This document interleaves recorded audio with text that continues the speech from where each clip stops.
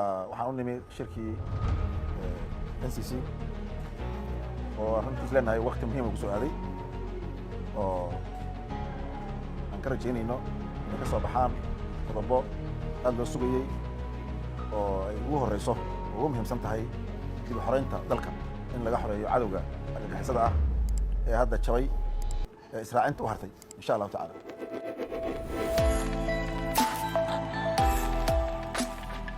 kulanti wacan dhammaan daawadayaal waa barnaamijkeenii maanta iyo maalinlaha jubba intaanu barnaamijkeena gudagelin fadlan noo faafi barnaamijka adigoo islamarkaana noo shargaranaya barnaamijkeena waad mahadsan tahay walaal. aynu ku bilownay warar dheeraad ayaa ka soo baxaya shirka wadatashiga golaha qaranka ee shalay ka bilaabmay magaalada muqdisho. madaxda maamul goboleedyada ayaa shuruud adag ku xiray inuu shirka miro dhalo. wargeyska maalinlaha jubba ayaa soo helay ilo sheegaya in madaxda maamul goboleedyada ay hordhigeen codsi ah in madaxweyne xasan sheekh maxamuud uu qalinka ku duugo muddo kordhiska halka sano ah ay samaysteen 3 maamul oo ka mid ah maamul goboleedyada kuwaasoo kale ah Jubbaland, Hirshabelle iyo Koonfur Galbeed, ayagoo isla markaana ku xiray qodobada dawladda ay wadato in madaxweyne xasan sheekh maxamuud uu saxiixo muddo kordhiskaasi.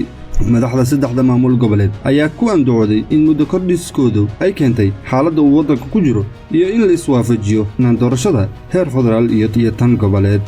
ilawareedyada ayaa sheegaya in madaxweyne xasan sheekh maxamuud uu iska diiday codsiga madaxda maamul goboleedyada, balse madaxda maamul goboleedyada ayaa ku adkaystay in ayaguna aysan ogolaan doonin qodobada dawladda Soomaaliya wadato ay ugu horeyso heshiiska shidaalka ay dawladda Soomaaliya la gashay shirkadda shidaalka Sparta ee Coastline Exploration. sidoo kale madaxda ayaa uga digay dawladda federaalka Soomaaliya haddii aysan meel marin codsigooda inay joojin doonaan ka howlgallada ka dhanka ah kooxda Al-Shabaab ee dalka ka socda, taasoo keeni karta in shirku uu ku soo dhamaado natiijo xumo. hoggaanka sare ee dawladda federaalka Soomaaliya ayaa la filayaa inay dib isugu laabtaan si ay uga arrinsadaan codsiga ay wataan madaxda maamul goboleedyada. dhanka kale warar aan la hubin ayaa sheegaya in madaxweyne Saud Abdullaahi Deni uu ka gaabsaday khilaafka ku yimid shirka maadaama isaguna uu doonayo inuu samaysto 1 sano oo muddo kordhis ah haddii madaxweyne xasan sheekh maxamuud ka ogolaado madaxda kale ee dawlad goboleedyada. dhanka kale maamul goboleedka Puntland oo looga bartay inuu mar walba khilaafo dawladda dhexe ayaa soo afjaray khilaafka kala dhaxeeyay dawladda federaalka Soomaaliya kadib wadahadal ku dhexmaray hoggaanka labada dhinac